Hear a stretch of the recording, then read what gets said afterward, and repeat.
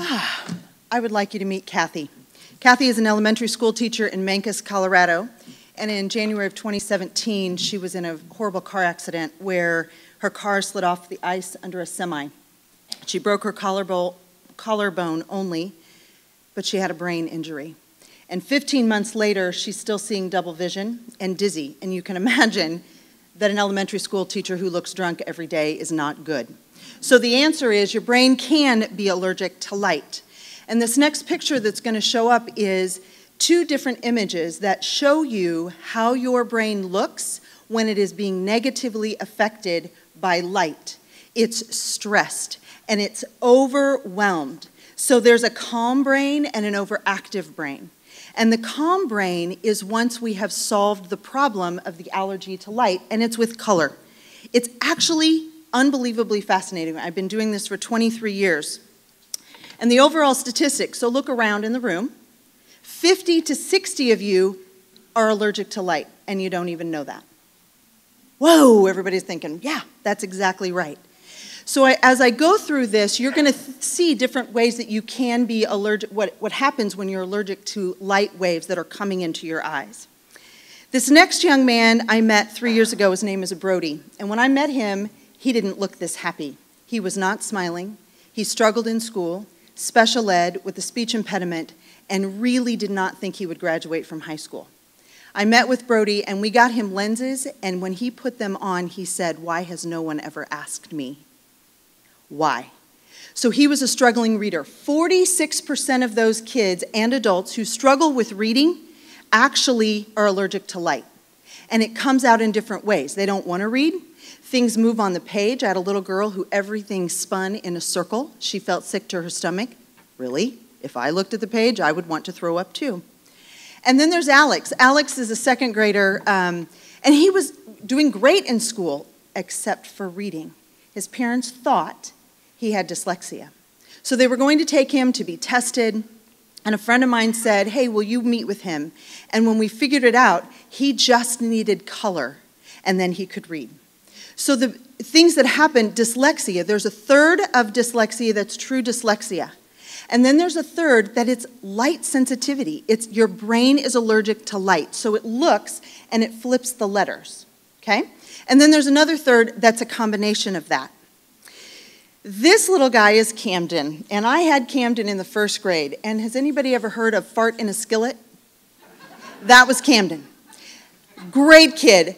Inquisitive kid, but could not sit still. The focus was so difficult for him, and he didn't look this happy. He's a goofy, silly, wonderful kid, but he falls under the ADD, ADHD. 33% of those identified with ADD are light sensitive.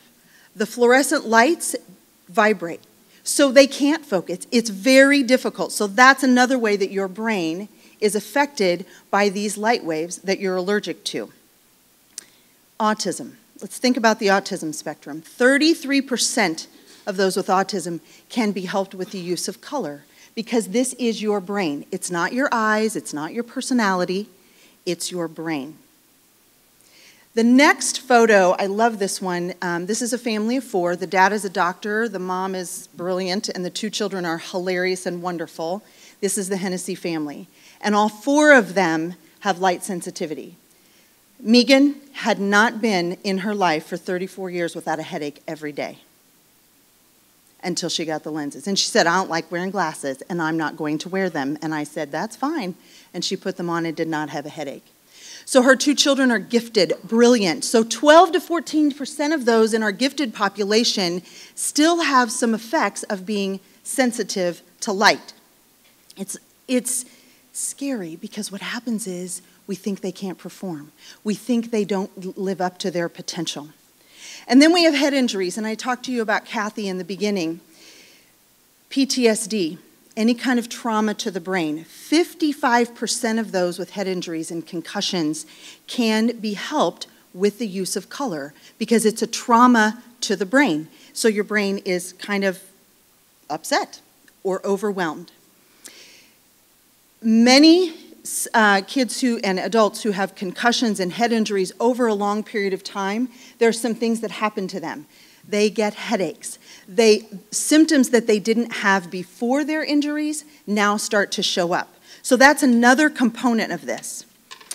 The other thing is that many people are affected by light sensitivity, and it doesn't just have to do with reading. It's not just the printed page. Depth perception, peripheral vision, anxiety, depression, all those kinds of things also can be affected by light sensitivity.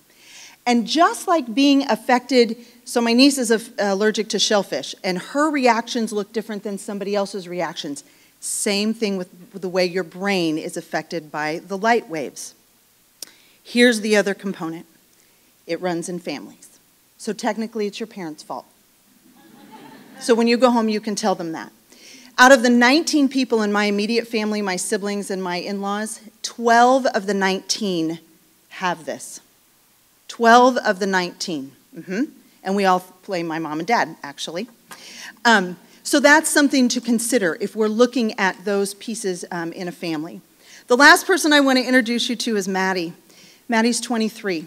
She was self-medicating with drugs. She was self-medicating with just staying at home in a dark room. She struggled, but she didn't know why. And when she got her lenses and she put them on and we got the right color, it was the happiest that she'd been in her life. So I will say to you, your brain can be allergic to light. There are multiple ways that your brain is affected by the light waves that are coming into your eyes. So it isn't an eye thing. It isn't a personality thing. It's a brain thing. Thanks.